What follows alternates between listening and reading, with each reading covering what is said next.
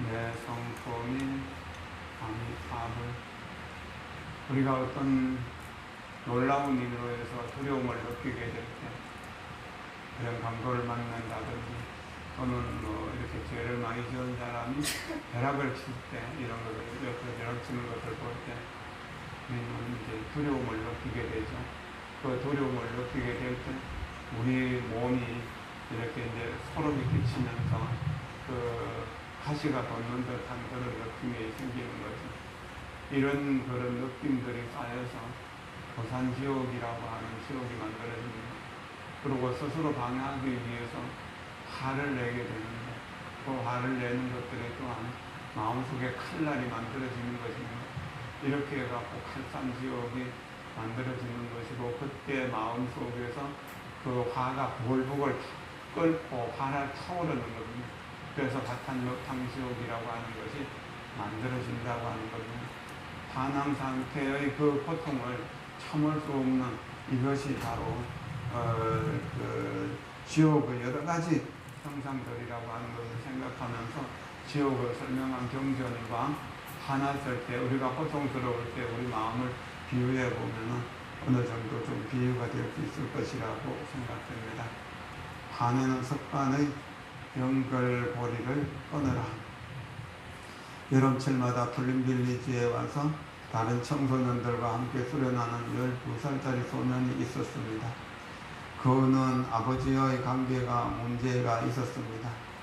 어렸을 적부터 아버지한테 험한 소리만 듣고 자랐기 때문입니다. 가령 길을 가다가 넘어져서 다친다든가 하는 실수를 저지르면 아버지는 다친 데 없느냐고 물어봐 주기는커녕 큰 소리로 야단만 쳤습니다.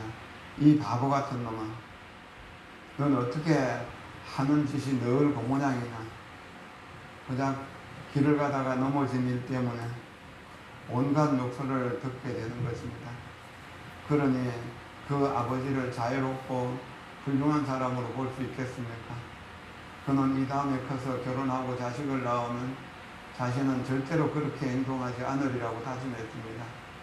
아들이 놀다 다쳐서 피를 흘리더라도 고래고래 소리를 지르지 않을 것이며 얼른 달려가서 품에 안아주고 위로해 주겠다고 다짐했습니다. 풀림빌리지에 두 번째로 왔을 때 그는 여동생을 데리고 왔습니다. 어느 날 여동생이 다른 소녀들과 함께 거물 침대에서 놀다가 떨어졌습니다. 돌멩이에 머리를 부딪혀서 얼굴에 피가 헐철철 흘렀습니다. 갑자기 그는 화가 치미르는 것을 느꼈습니다. 그는 그 여동생한테 바보 같은 계집애, 넌 어떻게 하는 짓이 늘 그 모양이냐라고 소리를 지르려 했습니다. 아버지가 그에게 했던 바로 그 말을 그도 여동생에게 하려고 했던 것입니다. 그러나 그는 가까스로 스스로 억제할 수 있었습니다. 풀림빌리지에서 두 번이나 수련한 덕분입니다. 소리를 지르는 대신에 그는 얼른 그 자리에서 벗어나 의식적인 호흡과 걷기 명상을 실천했습니다. 그동안에 다른 사람들이 여동생을 도왔습니다. 그리고 불과 5분 만에 그는 어떤 깨달음의 순간을 경험했습니다. 그는 여동생이 다친 데가 없는지에 대해서 자신이 보인 다친 데 대해서 자신이 보인 과민한 반응이 바로 아버지에게서 물려받은 습관적인 에너지라는 사실을 깨달았습니다. 그는 자기 아버지와 똑같은 사람이 되어 있었던 것입니다. 그는 여동생을 아버지가 자신을 대하던 방식으로 대하려는 생각이 전혀 없었습니다. 그러나 아버지에게서 물려받은 습관적인 에너지가 너무도 강렬해서 그도 그의 아버지와 똑같이 될 뻔했었던 것입니다. 12살짜리 소년에게 그것은 참으로 놀라운 깨달음이었습니다. 그는 계속 길을 걸어갔습니다. 그리고 또 어느 순간에 갑자기 그 습관적인 에너지를 처리하기 위한 훈련을 해야겠다는 열망이 쳐올랐습니다. 나중에 자식에게 전염시키지 않기 위해서라도 반드시 그렇게 해야 하며 자각을 실천하기만 하면 그 고통의 순환을 끊을 수 있을 것이라고 생각했습니다. 소년은 그의 아버지도 바에 전염된 희생자라는 것을 그제야 알 수 있었습니다. 그의 아버지도 아들을 그런 식으로 대하고 싶지는 않았겠지만 그 습관적인 에너지가 너무도 강해서 어쩔 수가 없었던 것입니다. 아버지 역시 전염된 희생자였으리라는 통찰이 오자 아버지에 대한 그동안의 화가 말끔히 사라졌습니다. 그리고 몇 분 후 그는 당장 집으로 돌아가서 아버지와 함께 수련을 하고 싶다는 생각이 간절해졌습니다. 12살짜리 소년으로서 그것은 참으로 대단한 깨달음이 아닐 수 없습니다. 가정에서 부모가 하는 말은 고스란히 자식에게로 전해집니다. 부모가 서로를 존중하면서 부드럽고 아름다운 말, 사랑이 담긴 말을 하고 그 말이 보석처럼 빛나고 연꽃처럼 아름다울 때 그 말이 아이들에게도 그 말의 습관으로 전해집니다. 요즘 사회는 몸으로 움직여서 돈을 버는 것보다도 말을 하면서 돈을 버는 경우들이 훨씬 많습니다. 직업들이 대체적으로 말을 통해서 이루어지기 때문입니다. 그럴 때 우리가 좋은 습관을 가지는 것은 굉장히 좋은 일입니다. 다른 사람이 우리에게 좋은 말 한마디를 하면 우리 귀에는 그것이 아주 연꽃 한 송이를 선물 받은 것보다 훨씬 더 아름답고 고맙게 여겨집니다. 아침마다 사랑하는 당신이 내 곁에 있군요. 내 곁에 있는 당신을 사랑합니다 하면서 이렇게 내 마음으로 만든 깨끗하고 곱고 향기로운 꽃 한 송이를 당신께 선물합니다 라고 이렇게 출근할 때 인사하고 아이들에게 학교 갈 때도 그렇게 말을 한다면 아이들은 정말로 좋게 건전하게 자랄 수 있을 것입니다.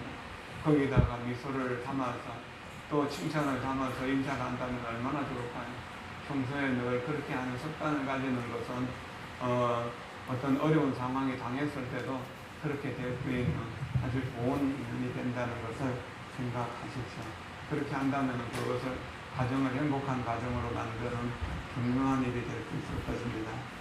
다른 사람의 고통을 이해할 때 우리는 그를 엉뚱하려는 생각을 버리고 오히려 돕고자 하는 마음을 가질 수 있습니다.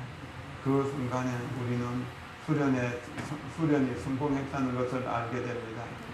우리는 이제 훌륭한 정원사가 된 것입니다. 우리 모두의 몸속에는 꽃밭이 있으면 모든 수련자는 자신에게로 돌아가서 그 꽃밭을 가꾸어야 합니다. 그 꽃밭을 오랫동안 그저 내버려 두고 차마 손대지 못했던 사람들도 있을 것입니다. 그들은 자기 안에 있는 그 꽃밭에서 지금 무슨 일이 일어나고 있는지를 정확하게 알아야 하고 모든 것을 정돈하기 위해 노력해야 합니다. 그리고 예전의 아름다움과 조화를 반드시 되살려야 합니다. 그러면 수많은 사람들이 그 꽃밭을 즐기게 될 것입니다. 한 사람 한 사람이 하나의 나무와 같고 그런 사람들이 모여 사는 것은 큰 숲과 같습니다. 한 나무가 아름다운 꽃을 피워서 향기를 토해내게 되면 주변의 전체가 향기로 번지게 될 수 있는 것입니다. 한 사람이 아침에 기분 좋으면 회사에 나가서 또 동료 직원들이나 선배들에게도 기분 좋은 말을 하게 될 것이고 또 고객들에게도 기분 좋게 대하게 될 것입니다. 그렇게 한다면 하루 종일 정토에서 일하는 것이 될 것입니다. 그러나 아침에 기분이 많이 상한 상태에서 출근하게 되면 만나는 사람들마다 상을 찡그리게 되고 말도 그치게 하기 때문에 하루 종일 지옥에서 생활하는 것과 같을 수도 있습니다. 우리는 돈 말하는데 돈 들어가는 것 아니잖아요. 미소 짓는데 돈 들어가는 것 아니잖아요. 그냥 편안하게 상대편을 깊이 있게 이해하고 보석처럼 빛나고 연꽃처럼 아름다운 말을 습관적으로 하는 그런 습관을 기르는 것은 우리가 행복하게 살아가는 아주 좋은 비결이 됩니다. 숨을 들이쉬면서 연꽃 같은 미소로 내쉬면서 사랑 담아 말하기. 연꽃 같은 미소로 사랑 담아 말하기. 연꽃 같은 미소로 사랑 담아 말하기. 연꽃 같은 미소로 사랑 담아 말하기. 감사합니다. 감사합니다. 연단 제사 모십니다.